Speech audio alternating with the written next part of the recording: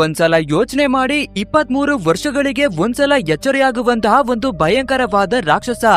ಅದು ಭಯಂಕರವಾದ ಹಸುವಿನಿಂದ ಮನುಷ್ಯರನ್ನ ಹುಡುಕಿ ಅವರ ಪ್ರಾಣವನ್ನ ತೆಗೆದು ತಿನ್ನುತ್ತೆ. ಯಾವುದೇ ಜಾಗದಲ್ಲಿ ಬಚ್ಚಿಟ್ಕೊಂಡಿರುವೆ ಕೂಡ ಮನುಷ್ಯರನ್ನ ವಾಸನೆಯ ಮುಖಾಂತರ ಹುಡುಕಿ ಅವರ ಕಥೆಯನ್ನ ಮುಗಿಸುತ್ತೆ. ಅಂತಹ ಒಂದು ಕ್ರಿಯೇಚರ್ ನಿಮ್ಮ ಹಿಂದೆ ಬಿದ್ರೆ ಯಾವ ರೀತಿ ಇರುತ್ತೆ ಅಲ್ವಾ? ಯಾಕಂದ್ರೆ ನಾವಿವತ್ತು ನೋಡೋದಿಕ್ಕೆ ಬಂದಿರೋದು ಅಂತಹದ್ದೇ ಒಂದು ಅದ್ಭುತವಾದ ಕ್ರಿಯೇಚರ್ ಹಾರರ್ ಮೂವಿ ಆಗಿದೆ. ಅಂದಾಗೆ ಮೂವಿಯ ಹೆಸರು ಬಂದು ಜೀಪರ್ಸ್ ಕ್ರೀಪರ್ಸ್ 3 ಅಂತ. ವಿಡಿಯೋಗೆ ಹೋಗೋದಕ್ಕಿಂತ ಮುಂಚೆ ನೀವಿನ್ನ ಸಬ್ಸ್ಕ್ರೈಬ್ ಮಾಡಿಲ್ಲ ಅಂದ್ರೆ ಫಟಾಫಟ್ ಅಂತ ಸಬ್ಸ್ಕ್ರೈಬ್ ಮಾಡ್ಕೊಳ್ಳಿ. ಸರಿ ಓಕೆ, ಇನ್ನು ತಡವನ್ನ ಮಾಡದೆ ಇವತ್ತಿನ ವಿಡಿಯೋವನ್ನ ಶುರು ಮಾಡ್ಬಿಡೋಣ.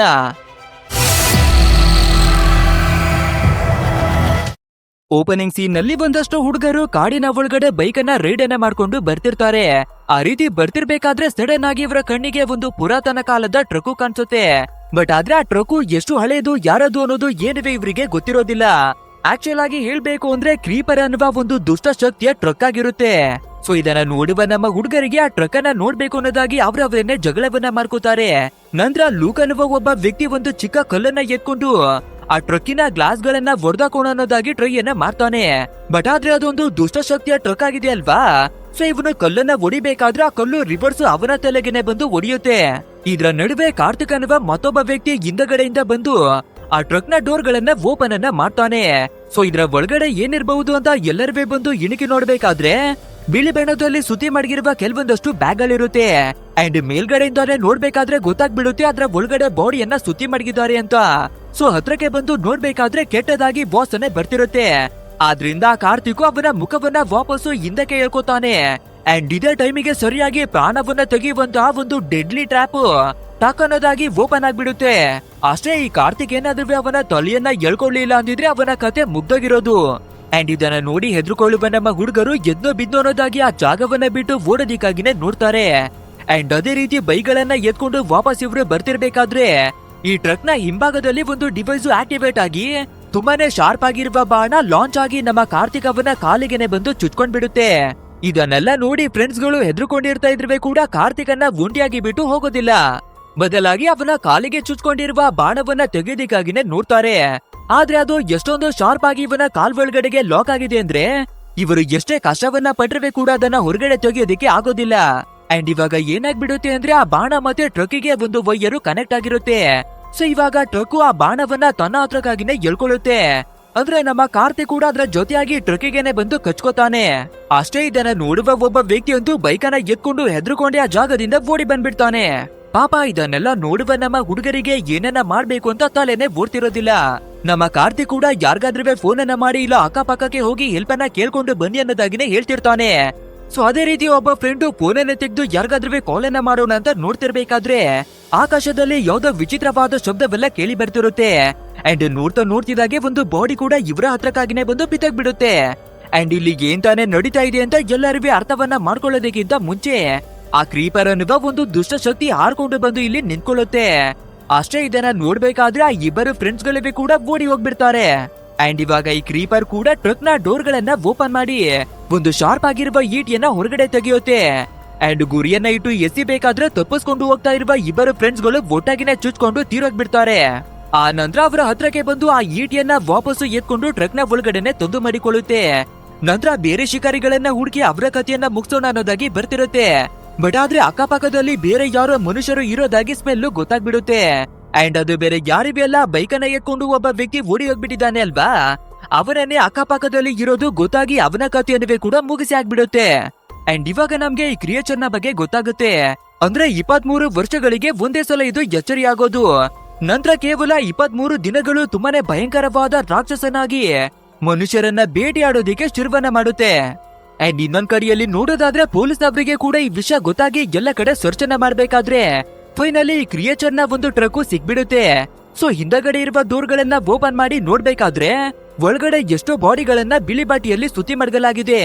ಅಂಡ್ ಎಷ್ಟು ದಿನ ಆಗಿರ್ತಾ ಇದೆಯೋ ಏನೋ ಎಲ್ಲನೂ ಕೊಳ್ತೋಗ್ಬಿಟ್ಟಿರುತ್ತೆ. ಸರಿ ಹೋಗಿ ಇನ್ನವೇ ಚೆಕ್ಕನ್ನ ಮಾಡೋಣ ಅಂತ ಒಬ್ಬ ಪೊಲೀಸ್ ಆಫೀಸರ್ ಒಳಗಡೆ ಬರೋದಿಕ್ಕಾಗಿ ನೋಡ್ತಿರ್ಬೇಕಾದ್ರೆ ಅದೇ ಒಂದು ಡೆಡ್ಲಿ ಆಗಿರುವ ಟ್ರ್ಯಾಪ್ ಅನ್ನ ಸೆಟ್ ಮಾಡಿ ಮಡಗಲಾಗಿದೆ ಅಲ್ವಾ? ಅದು ಟಕ್ ಅಂತ ಕೆಳಗಡೆ ಬಿದ್ದು ಆ ಪೊಲೀಸ್ನವನಿಗೆ ಸ್ವಲ್ಪ ಡ್ಯಾಮೇಜ್ ಅನ್ನ ಮಾಡ್ಬಿಡುತ್ತೆ. ಅಷ್ಟೇ, ಇದನ್ನ ನೋಡ್ಬೇಕಾದ್ರೆ ಎಲ್ಲಾ ಪೊಲೀಸ್ನವ್ರೆ ಕೂಡ ಶಾಕ್. ಇಷ್ಟೊಂದು ತುಕ್ಕು ಹಿಡಿದು ಮೂಲೆಯಲ್ಲಿ ಬಿದ್ದಿರುವ ಟ್ರಕ್ ನ ಒಳಗಡೆ ಇಷ್ಟೊಂದು ಟ್ರ್ಯಾಪ್ ಗಳಿರೋದಕ್ಕೆ ಹೇಗೆ ಸಾಧ್ಯ ಅನ್ನೋದಾಗಿ ಅದು ಅಲ್ಲದೆ ಡಿಟೆಕ್ಟಿವ್ ಆಫೀಸರ್ ಆಗಿರುವ ಡೇವಿಡ್ ಕೂಡ ಇದನ್ನೆಲ್ಲ ನೋಡಿ ತುಂಬಾನೇ ಬೇಜಾರನ್ನ ಮಾಡ್ಕೋತಾನೆ. ಅಂಡ್ ಇದೇ ಜಾಗಕ್ಕೆ ಮತ್ತೊಂದು ಪೊಲೀಸ್ಗಳ ಒಂದು ದೊಡ್ಡ ಸ್ಕ್ವಾಡ್ ಬಂದು ಇಳಿಯುತ್ತೆ. ಅಂದ್ರೆ ಈ ಕ್ರೀಪರ್ ಅನ್ನುವ ರಾಕ್ಷಸನನ್ನ ಹಿಡಿಯೋದಿಕ್ಕಾಗಿ ಸರ್ಕಾರ ಒಂದು ಸ್ಪೆಷಲ್ ಆದ ತಂಡವನ್ನ ರಚನೆ ಮಾಡಿದೆ. ಅಂಡ್ ಅದರ ಕ್ಯಾಪ್ಟನ್ ಬಂದು ಡ್ಯಾನ್ ಅಂತ. ಸೊ ಇವಾಗ ಈ ಡ್ಯಾನು ಡೇವಿಡ್ ನ ಹತ್ರಕ್ಕಾಗಿನೇ ಬಂದು ಈ ಕೇಸ್ನ ಬಗ್ಗೆ ತುಂಬಾನೇ ಕ್ವಶನ್ ಗಳನ್ನ ಕೇಳಿ ಎನ್ಕ್ವೈರಿಯನ್ನ ಮಾಡ್ತಿರ್ತಾನೆ.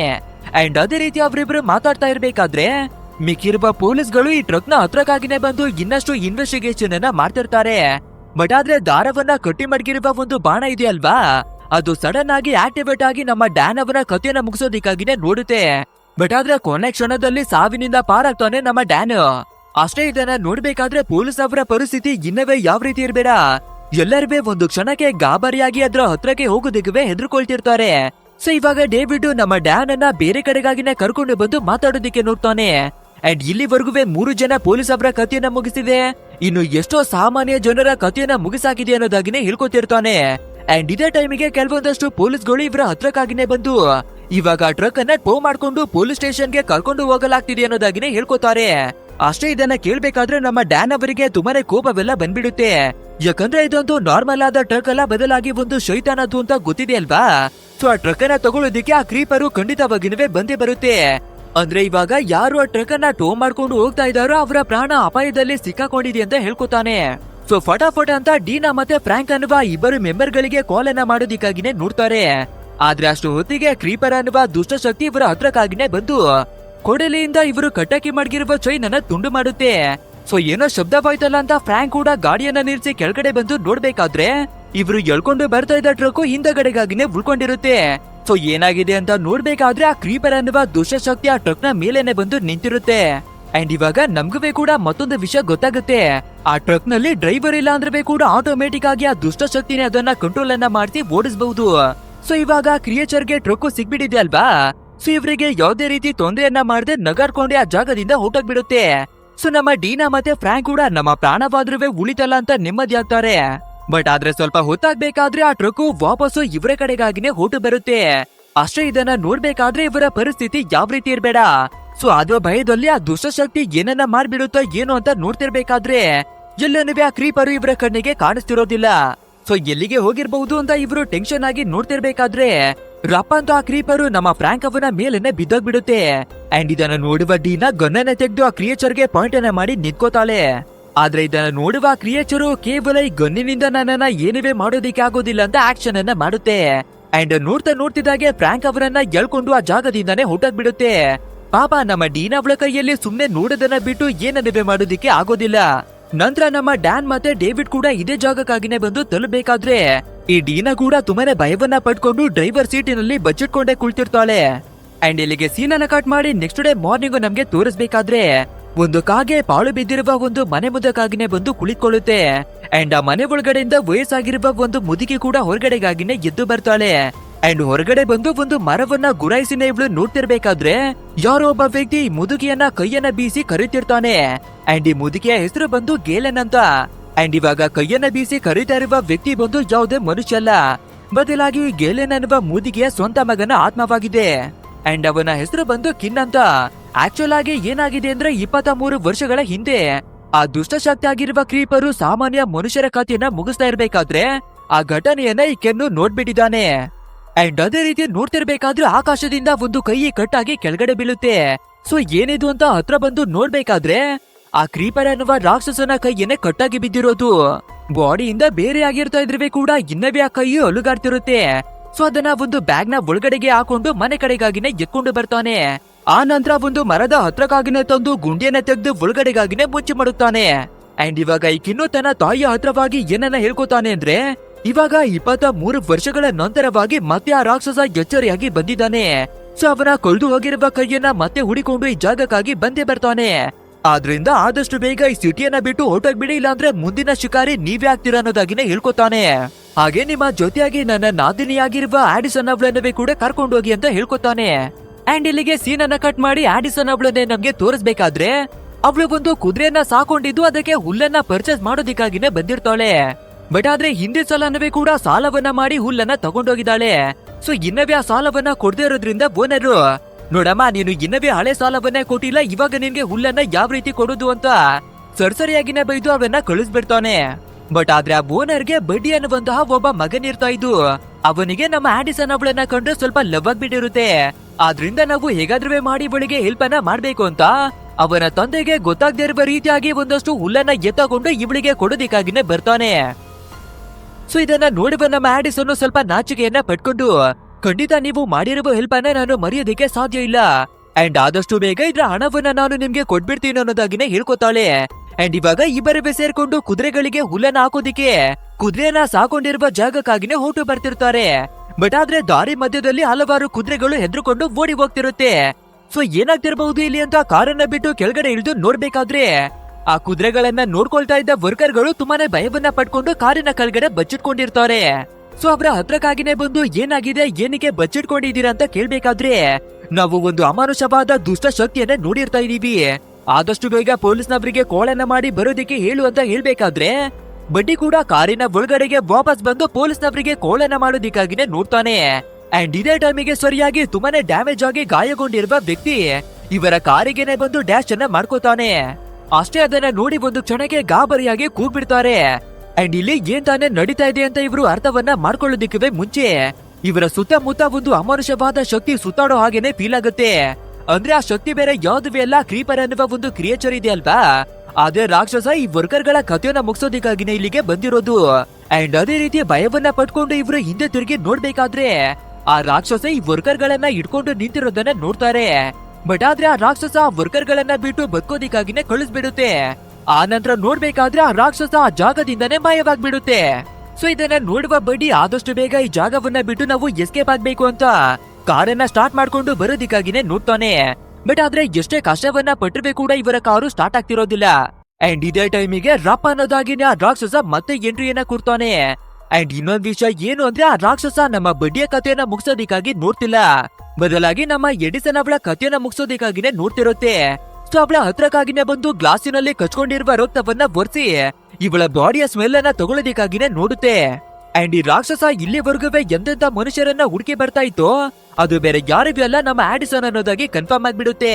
ಸೊ ಇವಾಗ ರಾಕ್ಷಸ ತುಂಬಾನೇ ಭಯಂಕರವಾಗಿ ಕಿರುಚ್ಬೇಕಾದ್ರೆ ಇವರ ಕಾರಿನಲ್ಲಿರುವ ಗ್ಲಾಸ್ ಗಳಿವೆ ಕೂಡ ಬಡ್ದು ಪುಡಿ ಪುಡಿ ಆಗ್ಬಿಡುತ್ತೆ. ನಂತರ ಒಂದು ಗುದ್ದನ ಗುದ್ಬೇಕಾದ್ರೆ ಇವರ ಕಾರನ್ನ ಪಲ್ಟಿ ಬರ್ಕೊಂಡು ಬಿದ್ದೋಗ್ತಿರುತ್ತೆ. ನಂತರ ಸ್ವಲ್ಪ ಹೊತ್ತಾಗ್ಬೇಕಾದ್ರೆ ನಮ್ಮ ಬಡ್ಡಿ ಕೂಡ ಅನ್ಕಾನ್ಶಿಯಸ್ ಇಂದ ಎಚ್ಚರಿ ಆಗ್ಬೇಕಾದ್ರೆ ಅಷ್ಟು ಹೊತ್ತಿಗೆ ಈ ರಾಕ್ಷಸ ನಮ್ಮ ಎಡಿಸನ್ ಅವಳನ್ನ ಎತ್ಕೊಂಡು ಮಾಯವಾಗಿ ಹೊರಟೋಗಿದೆ. ಅಂಡ್ ಇನ್ನೊಂದ್ ಕಡೆಯಲ್ಲಿ ಆ ರಾಕ್ಷಸನನ್ನ ನಾವು ನೋಡ್ಬೇಕಾದ್ರೆ ನಮ್ಮ ಎಡಿಸನ್ ಅವಳ ಕಥೆಯನ್ನ ಮುಗಿಸ್ತೀರಾ ಸೀದಾ ಎತ್ಕೊಂಡು ಟ್ರಕ್ ನ ಒಳಗಡೆ ಬಂದು ಲಾಕ್ ಅನ್ನ ಮಾಡುತ್ತೆ. ನಂತರ ಬೇರೆ ಶಿಕಾರಿಗಳನ್ನ ಹುಡಿಕೊಂಡು ಆ ಜಾಗದಿಂದಾನೇ ಹೊರಟು ಬಂದ್ಬಿಡುತ್ತೆ. ಅಂಡ್ ಇವಾಗ ನಮ್ಮ ಎಡಿಸನ್ ಅವಳನ್ನ ನೋಡ್ಬೇಕಾದ್ರೆ ಅದೇ ಓಪನಿಂಗ್ ಸೀನ್ ನಲ್ಲಿ ಕಾರ್ತಿಕ್ ಅನ್ನುವ ಒಬ್ಬ ವ್ಯಕ್ತಿಯನ್ನ ನೋಡಿದ್ವಿ ಅಲ್ವಾ, ಇವಾಗ ಅವನುವೇ ಕೂಡ ಇದೇ ಟ್ರಕ್ ನ ಒಳಗಡೆ ಇರೋದಾಗಿನೇ ಗೊತ್ತಾಗುತ್ತೆ. ಅಂದ್ರೆ ಇವನ ಕಥೆಯನ್ನುವೇ ಕೂಡ ಮುಗಿಸಿರ ಟ್ರಕ್ ನ ಒಳಗಡೆನೆ ಕೂಡಾಕಿ ಬಂದಿದೆ ಅಂತ ಅರ್ಥ.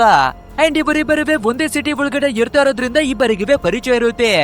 ನಂತರ ರಾಕ್ಷಸ ವಾಪಸ್ ಬರೋದಕ್ಕಿಂತ ಮುಂಚೆ ಈ ಜಾಗದಿಂದ ನಾವು ಎಸ್ಕೇಪ್ ಆಗ್ಬೇಕು ಅಂತ ಯೋಚಿಸಿ ಯಾವ್ದಾದ್ರೂ ದಾರಿ ಸಿಗುತ್ತ ಅನ್ನೋದಾಗಿನೇ ನೋಡ್ತಿರ್ಬೇಕಾದ್ರೆ ಹಿಂದಗಡೆ ಡೋರಿನಲ್ಲಿ ಪ್ರಾಣವನ್ನ ತೆಗೆಯುವಂತಹ ಒಂದು ಡೆಡ್ಲಿ ಟ್ರ್ಯಾಪ್ ಇದೆ ಅಲ್ವಾ. ಸೊ ನಾವು ಹಿಂದೆ ಹೋಗೋದು ಬೇಡ ಮುಂದೆ ಹೋಗೋಣ ಅನ್ನೋದಾಗಿ ನಮ್ಮ ಕಾರ್ತಿಕ್ ಡ್ರೈವರ್ ಸೀಟ್ ನ ಕಡೆಗೇನೆ ಬರ್ತಾ ಒಂದು ಹ್ಯಾಂಡಲ್ ಅನ್ನ ಟಚ್ ಅನ್ನ ಮಾಡ್ಬೇಕಾದ್ರೆ ಒಂದು ಶಾರ್ಪ್ ಆಗಿರುವ ವೆಪನ್ ಸಡನ್ ಆಗಿನೇ ಓಪನ್ ಆಗಿ ಬರುತ್ತೆ. ಅಂಡ್ ಅದು ಸೀದಾ ನಮ್ಮ ಕಾರ್ತಿಕ್ ಅವನ ತಲೆ ಒಳಗಡೆ ನುಗ್ಗಿ ಹೊರಗಡೆ ಬರುತ್ತೆ. ಪಾಪ ನಮ್ಮ ಟೀಮಿನವರು ಒಂದು ಸ್ವಲ್ಪ ಕೂಡ ಇದ್ರ ಬಗ್ಗೆ ಯೋಚನೆಯನ್ನುವೇ ಮಾಡಿರ್ಲಿಲ್ಲ. ಕಣ್ಣು ಮುಂದೆನೆ ನಮ್ಗೆ ಪರಿಚಯ ಇರೋರ ಪ್ರಾಣ ಹೋದ್ರೆ ನಮ್ಗೆ ಯಾವ ರೀತಿ ಫೀಲ್ ಆಗುತ್ತೆ ಅಲ್ವಾ. ಸೊ ನಮ್ಮ ಎಡಿಸನ್ ತುಂಬಾನೇ ಗಾಬರಿಗೆನೆ ಮುಳುಗಾಗ್ತಾಳೆ. ಅಂಡ್ ಇಲ್ಲಿಗೆ ಸೀನನ್ನ ಕಟ್ ಮಾಡಿ ನಮ್ಮ ಮುದುಕಿಯಾಗಿರುವ ಗೇಲನನ್ನ ವಾಪಸ್ ತೋರಿಸ್ತಾರೆ. ಅಂಡ್ ಇವಳಿಗೆ ನನ್ನ ಮಗ ಯಾವ ರೀತಿ ತೀರೋಗ್ಬಿಟ್ಟ, ಅವನ ಜೊತೆ ಏನಾಗಿತ್ತು ಅಂತ ಗೊತ್ತಿಲ್ಲ ಅಲ್ವಾ. ಸೊ ಅವನ ಆತ್ಮ ಬೇಡ ಅಮ್ಮ ಈ ಸಿಟಿಯನ್ನ ಬಿಟ್ಟು ಹೊರಟೋಗ್ಬಿಡು ಅಂತ ಹೇಳ್ತಾ ಇದ್ರೇ ಕೂಡ ನನ್ನ ಮಗನ ಸಾವಿಗೆ ಕಾರಣ ಏನು ಅಂತ ನಾನು ತಿಳ್ಕೋಬೇಕು ಅಂತ ಇವಳ ತೋಟಕ್ಕಾಗಿನೇ ಬಂದು ನೆಲವನ್ನ ಅಗ್ದು ಟೆಸ್ಟ್ ಅನ್ನ ಮಾಡ್ತಿದ್ದಾಳೆ. ಅಂಡ್ ಫೈನಲ್ ಆಗಿ ಒಂದು ಜಾಗದಲ್ಲಿ ಕೆನ್ನೆ ಬಚ್ಚಿಟಿ ಮಡಗಿರುವಂತಹ ಆ ರಾಕ್ಷಸನ ಕೈ ನಮ್ಮ ಗೇಲೆನ್ ಅವಳಿಗೆ ಸಿಗ್ಬಿಡುತ್ತೆ. ಸೊ ಅದನ್ನ ಸೀದಾ ಎತ್ಕೊಂಡು ಬಂದು ಒಂದು ಟೇಬಲ್ ಮೇಲೆ ಮಡಗ್ಬೇಕಾದ್ರೆ 23 ವರ್ಷಗಳಾಗಿರ್ತಾ ಇದ್ರೆ ಕೂಡ ಆ ಕೈ ಇನ್ನವೇ ಅಲುಗಾಡ್ತಾನೆ ಇದೆ. ಇದನ್ನ ನೋಡುವ ನಮ್ಮ ಗೇಲೆನು ಆ ಕೈಯನ್ನ ಹಿಡ್ಕೊಳ್ಳೋದಕ್ಕಾಗಿ ಮುಂದಕ್ಕಾಗಿನೇ ಕೈಯನ್ನ ಚಾಚಬೇಕಾದ್ರೆ ಆ ರಾಕ್ಷಸನ ಕೈ ನಮ್ಮ ಗೇಲೆನ್ ಅವಳನ್ನ ಹಿಡ್ಕೊಂಡ್ ಬಿಡುತ್ತೆ. ನಂತರ ಇವಳನ್ನ ಗಾಳಿಯಲ್ಲಿ ಗೆದ್ಬೇಕಾದ್ರೆ ಇವಳ ಕಣ್ಣುಗಳಿವೆ ಕೂಡ ತುಂಬಾನೇ ವಿಚಿತ್ರವಾಗಿ ಬದಲಾಗುತ್ತೆ. ಅಂಡ್ ಇವಳ ಬಾಡಿನವೇ ಕೂಡ ತುಂಬಾನೇ ಖರ್ಚಾಗಿರುವ ರೀತಿಯೆಲ್ಲ ಕಾಣಿಸ್ತಿರುತ್ತೆ.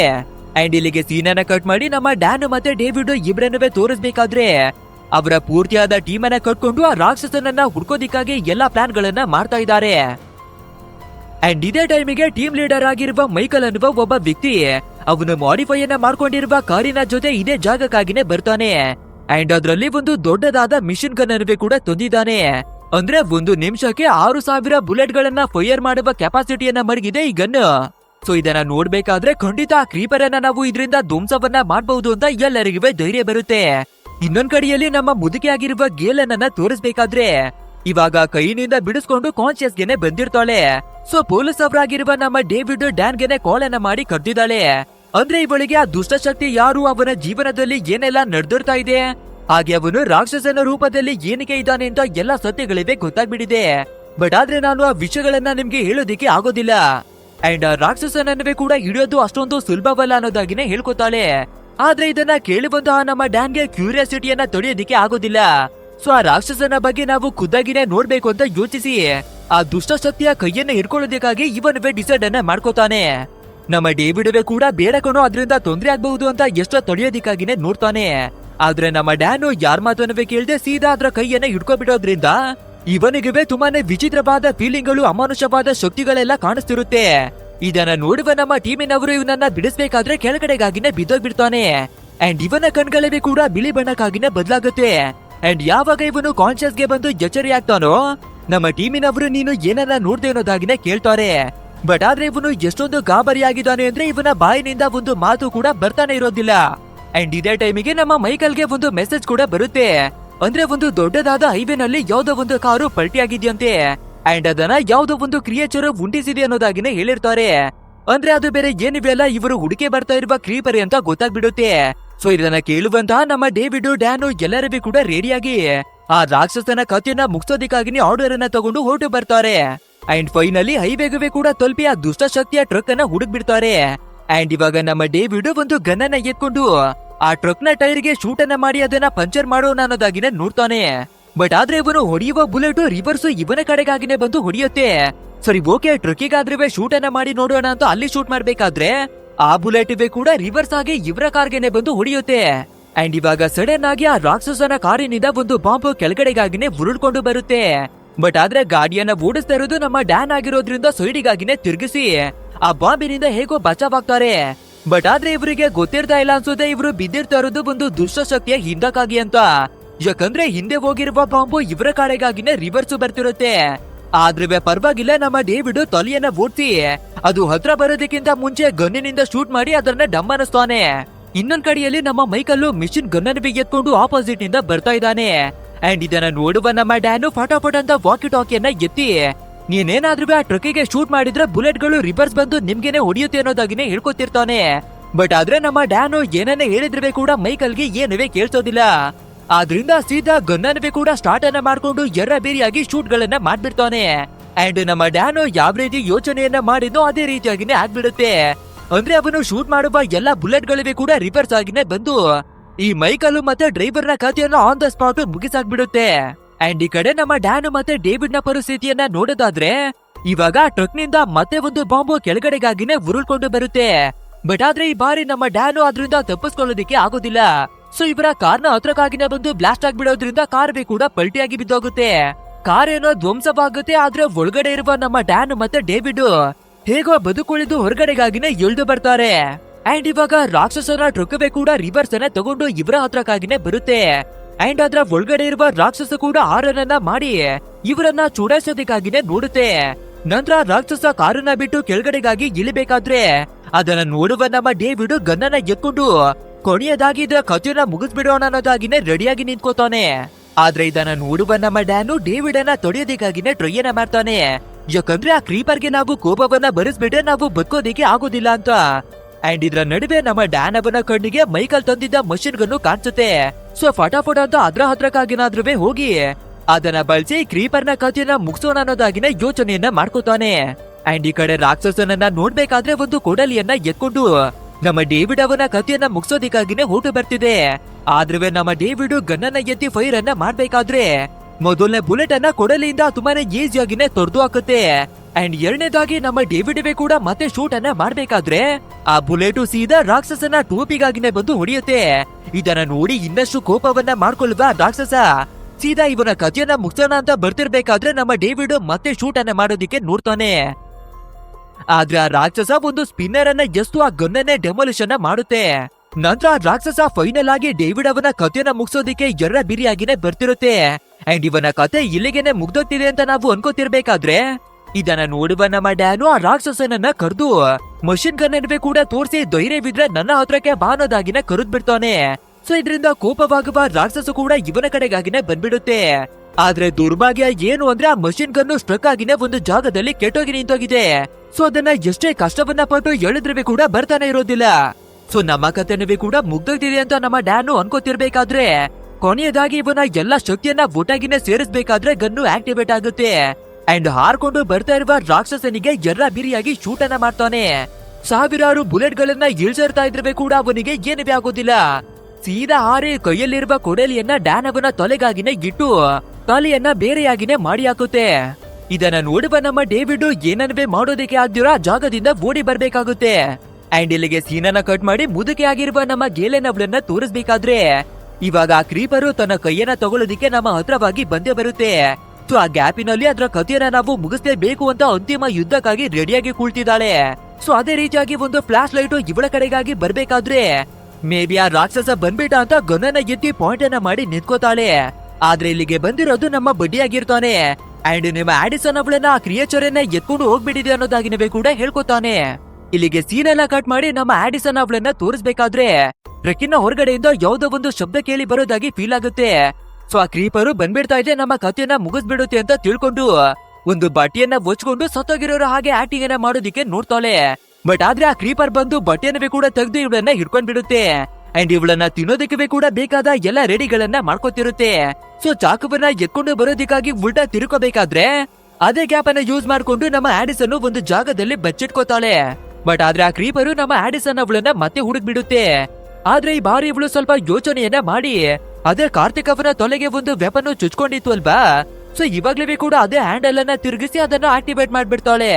ಅಂಡ್ ಇವಾಗ ಆ ವೆಪನ್ ಕೂಡ ಕ್ರೀಪರ್ಗೆ ಚುಚ್ಕೋಬೇಕಾದ್ರೆ ಜೋರಾಗಿ ಕಿರುಚ್ಕೊಳ್ಳೋದಿಕ್ಕೆ ಶುರುವನ್ನ ಮಾಡುತ್ತೆ. ಯಾಕಂದ್ರೆ ಇದ್ರ ಒಂದು ಕಣ್ಣುವೆ ಕೂಡ ಹೊರಗಡೆ ಬರುವ ಸಿಚುವೇಶನ್ಗೆ ಬಂದಿದೆ. ಸೊ ಇದೇ ಗ್ಯಾಪ್ ಅನ್ನ ಯೂಸ್ ಮಾಡ್ಕೊಳ್ಳುವ ನಮ್ಮ ಆಡಿಸನ್ ಆ ಜಾಗದಿಂದಾನೇ ಎಸ್ಕೇಪ್ ಆಗಿ ಹೊರಗಡೆ ನೆಗೆಯೋದಕ್ಕಾಗಿನೇ ನೋಡಿ ಫೈನಲಿ ಆ ಡೆಡ್ಲಿ ಟ್ರಾಪ್ ಆಕ್ಟಿವೇಟ್ ಆಗೋದಕ್ಕಿಂತ ಮುಂಚೆನೆ ನೆಗೆದು ಬರ್ತಾಳೆ. ಅಂಡ್ ಎದ್ದು ಫಟಾಫಟ ಅಂತ ಆ ಜಾಗದಿಂದಾನೇ ಓಡೋಗ್ಬಿಡೋಣ ಅಂತ ಇವಳು ನೋಡ್ತಿರ್ಬೇಕಾದ್ರೆ ಆ ಕ್ರೀಪರ್ ಕೂಡ ಬಿಡಿಸ್ಕೊಂಡು ಇವಳನ್ನ ಫಾಲೋ ಮಾಡೋದಿಕ್ಕಾಗಿನೇ ಬಂದ್ಬಿಡುತ್ತೆ. ನಂತರ ಹಾರ್ಕೊಂಡು ಹೋಗಿ ಅವಳನ್ನ ಹಿಡಿಯೋಣ ಅಂತ ನೋಡ್ಬೇಕಾದ್ರೆ ಕೆಳಗಡೆಗಾಗಿನೇ ಬಿದ್ದೋಗುತ್ತೆ. ಯಾಕಂದ್ರೆ ನಮ್ಮ ಡ್ಯಾನು ಮಿಷನ್ ಗನ್ನಿನಿಂದ ಶೂಟ್ ಅನ್ನ ಮಾಡ್ತಿರ್ಬೇಕಾದ್ರೆ ಇದ್ರ ಒಂದು ರೇಖೆಯನ್ನ ಉಡಾಯಿಸ್ಬಿಟ್ಟಿದ್ದಾನೆ. ಸೊ ಇದು ಇವಾಗ ನಾರ್ಮಲ್ ಆಗಿ ಆರೋದಿಕ್ಕೆ ಆಗೋದಿಲ್ಲ. ಆದ್ರೆ ಕೂಡ ಅಟ್ಟಾಡಿಸ್ಕೊಂಡೇ ಬಂದು ಒಂದು ಸ್ಪಿನ್ನರ್ ಅನ್ನ ಎಷ್ಟು ಇವಳನ್ನ ಮುಗಿಸೋದಿಕ್ಕಾಗಿ ನೋಡುತ್ತೆ. ಆದ್ರೆ ಸರಿಯಾದ ಟೈಮಿಗೆ ನಮ್ಮ ಆಡಿಸನ್ ಕಾಲನ್ನ ಎಡವಿ ಕೆಳಗಡೆ ಬಿದ್ದೋಗೋದ್ರಿಂದ ಆ ಸ್ಪಿನ್ನರ್ ಇವಳ ಜಾಕೆಟ್ ಅನ್ನ ಕ್ರಾಸ್ ಮಾಡಿ ಹೋಗುತ್ತೆ. ಅಂಡ್ ಇದನ್ನ ನೋಡಿ ಇನ್ನವೇ ಕೋಪವನ್ನ ಮಾಡ್ಕೊಳ್ಳುವ ಕ್ರೀಪರ್ ಒಂದು ಶಾರ್ಪ್ ಆಗಿರುವ ಈಟಿಯನ್ನ ಎತ್ತಿ ಅದನ್ನ ಎಸೋದಿಕ್ಕಾಗಿನೇ ನೋಡುತ್ತೆ. ಬಟ್ ಆದ್ರೆ ಒಂದು ಕಣ್ಣು ಇವಾಗ ಡ್ಯಾಮೇಜ್ ಆಗ್ಬಿಟ್ಟಿದೆ ಅಲ್ವಾ. ಸೊ ಸರಿಯಾಗಿ ಗುರಿಯನ್ನ ಇಡೋದಿಕ್ಕೆ ಆಗ್ತಿರೋದಿಲ್ಲ. ಆದ್ರೂ ಕೂಡ ಒಂದು ಸಿಚುವೇಶನ್ ಅಲ್ಲಿ ಎಸಿಬೇಕಾದ್ರೆ ಸದ್ಯ ನಮ್ಮ ಎಡಿಸನ್ಗೆ ಆ ಈಟಿ ಚುಚ್ಚಿದಿರ ಸೈಡಿನಲ್ಲಿ ಹೋಗ್ಬಿಡುತ್ತೆ. ಸೊ ಒಂದು ಕೊಡಲಿಯನ್ನ ಎತ್ಕೊಂಡು ನಾವೇನೆ ಅವಳ ಕಥೆಯನ್ನ ಮುಗಿಸ್ಬೇಕು ಅನ್ನೋದಾಗಿ ಅಟ್ಟಾಡಿಸಿ ಬರ್ತಿರುತ್ತೆ. ಬಟ್ ಆದ್ರೆ ದಾರಿ ಮಧ್ಯದಲ್ಲಿ ಬರ್ಬೇಕಾದ್ರೆ ಒಂದು ದೊಡ್ಡ ಟ್ರಕ್ಕಿನೇ ಬಂದು ಡ್ಯಾಶ್ ಅನ್ನ ಮಾಡುತ್ತೆ. ಸೊ ಆ ಕ್ರೀಪರ್ ಇವಾಗ ತುಂಬಾನೇ ಡ್ಯಾಮೇಜ್ ಆಗಿ ಒಂದು ಜಾಗದಲ್ಲಿ ಅನಾಥವಾಗಿನೇ ಬಿತ್ಕೊಳ್ಳುತ್ತೆ. ಬಟ್ ಆದ್ರೆ ನಾವು ಸೋತಾಗ್ ಬಿಡ್ತಾ ಇದೀವಿ ಅಂತ ಕೋಪವನ್ನ ಮಾಡ್ಕೊಂಡು ಸೀದಾ ಎದ್ದು ಆ ಟ್ರಕ್ ಡ್ರೈವರ್ ನ ಕಥೆಯನ್ನ ಮುಗಿಸಿ ಆಗ್ಬಿಡುತ್ತೆ. ನಂತರ 23 ವರ್ಷಗಳ ಹಿಂದೆ ತನ್ನ ಕೈಯನ್ನ ಕಳ್ಕೊಂಡ್ಬಿಟ್ಟಿತ್ತು ಅಲ್ವಾ. ಸೊ ಇವಾಗ ನಾವು ಆ ಕೈಯನ್ನ ಮತ್ತೆ ಪಡ್ಕೊಂಡ್ರೆ ನಮ್ಮ ಪೂರ್ತಿಯಾದ ಶಕ್ತಿ ವಾಪಸ್ ಬರುತ್ತೆ ಅಂತ ಇದ್ರ ಕೈ ಇರ್ತಾ ಇರುವ ನಮ್ಮ ಗ್ಯಾಲಿನ್ ಅವಳ ಮನೆ ಹತ್ರಕ್ಕಾಗಿನೇ ಬರುತ್ತೆ. ಬಟ್ ಆದ್ರೆ ನಮ್ಮ ಗ್ಯಾಲಿನು ಅದ್ರ ಕೈಯನ್ನ ಮಡಗಿ ಒಂದು ಜಾಗದಲ್ಲಿ ಇದನ್ನ ಚುಡಾಯಿಸುವ ರೀತಿಯಾಗಿನೇ ಒಂದು ಮೆಸೇಜ್ ಅನ್ನ ಬರ್ದಿರ್ತಾಳೆ. ಅಂದ್ರೆ ನೀನು ದುಷ್ಟ ಶಕ್ತಿ ಅನ್ನೋದು ನನ್ಗೆ ಗೊತ್ತಿದೆ. ಅಂಡ್ ನೀನು ಯಾರು, ಎಲ್ಲಿಂದ ಬಂದೆ, ಎಂತ ರಾಕ್ಷಸ ಎಲ್ಲನಿವೆ ಗೊತ್ತಿದೆ ಅನ್ನೋದಾಗಿ ಬರ್ದಿರ್ತಾಳೆ. ಸೊ ಅದನ್ನ ನೋಡ್ಬೇಕಾದ್ರೆ ಈ ಕ್ರೀಪರ್ಗೆ ತುಂಬಾನೇ ಕೋಪ ಒಂದು ಕೂಗಾಡುತ್ತೆ. ಹಾಗೆ ಇದ್ರ ಕೈಯನ್ನ ಎತ್ಕೊಂಡು ಪುಡಿ ಪುಡಿಯನ್ನಾಗಿನೇ ಮಾಡ್ಬಿಡುತ್ತೆ. ಅದು ಅಲ್ಲದೆ ಈ ರಾಕ್ಷಸನ ಹತ್ರ ಇವಾಗ ಉಳಿದಿರ್ತಾ ಇರೋದು ಕೇವಲ 5 ದಿನ. ಅಷ್ಟರಲ್ಲಿ ಮಾತ್ರ ಇದು ಮನುಷ್ಯರನ್ನ ಶಿಕಾರಿ ಮಾಡೋದಿಕ್ಕೆ ಆಗುತ್ತೆ. ಆ ನಂತರ ಮತ್ತೆ 23 ವರ್ಷಗಳ ಕಾಲವಾಗಿ ನಿದ್ರೆಯನ್ನ ಮಾಡ್ಬೇಕಾಗುತ್ತೆ. ಇಲ್ಲಿಗೆ ಸೀನನ್ನ ಕಟ್ ಮಾಡಿ ತಪ್ಪಿಸ್ಕೊಂಡು ಹೋಗ್ತಾ ಇರುವ ನಮ್ಮ ಆಡಿಸನ್ ಅವಳನ್ನ ತೋರಿಸ್ಬೇಕಾದ್ರೆ ಫೈನಲಿ ನಮ್ಮ ಬಡ್ಡಿ ಮತ್ತೆ ಗ್ಯಾಲಿನ್ ಅವಳನ್ನ ಬಂದು ಭೇಟಿಯನ್ನ ಮಾಡ್ತಾಳೆ. ಅದು ಅಲ್ಲದೆ ಬಡ್ಡಿ ಕೂಡ ನಮ್ಮ ಆಡಿಸನ್ ಅವಳನ್ನ ಲವ್ವನ್ನ ಮಾಡಿ ಬರ್ತಿದ್ದ ಅಲ್ವಾ. ಸೊ ಇವಾಗ ಇಬ್ಬರವೇ ಕೂಡ ಎಕ್ಸ್ಪ್ರೆಸ್ ಅನ್ನ ಮಾಡ್ಕೊಂಡು ಒಂದಾಗ್ತಾರೆ. ಸೊ ಫೈನಲಿ 3 ಜನರವೇ ಕೂಡ ದೈತ್ಯಾಕಾರ ರಾಕ್ಷಸನಿಂದ ಬಚಾವಾಗಿ ಬಂದಿದ್ದಾರೆ. ಅಂಡ್ ಇಲ್ಲಿಗೆ ನಮ್ಮ ಇವತ್ತಿನ ಸ್ಟೋರಿ ಕೂಡ ಎಂಡ್ ಆಗುತ್ತೆ. ಗೈಸ್ ಈ ಮೂವಿ ಹೇಗಿತ್ತು ಅಂತ ತಪ್ಪದೆ ನಮ್ಗೆ ಕಮೆಂಟ್ ಮೂಲಕ ತಿಳಿಸ್ಬಿಡಿ. ಅಂಡ್ ವಿಡಿಯೋ ಏನಾದ್ರೂ ಇಷ್ಟವಾಗಿದ್ರೆ ಒಂದು ಲೈಕ್ ಅನ್ನ ಕೊಟ್ಟು ನಮ್ಮ ಚಾನೆಲ್ ಅನ್ನ ಸಬ್ಸ್ಕ್ರೈಬ್ ಮಾಡ್ಕೊಳ್ಳಿ. ಸರಿ ಓಕೆ, ಎಂತದೇ ಅದ್ಭುತವಾದ ಮತ್ತೊಂದು ವಿಡಿಯೋದಲ್ಲಿ ಮತ್ತೆ ಭೇಟಿಯಾಗೋಣ. So thanks for watching guys and take care of your self.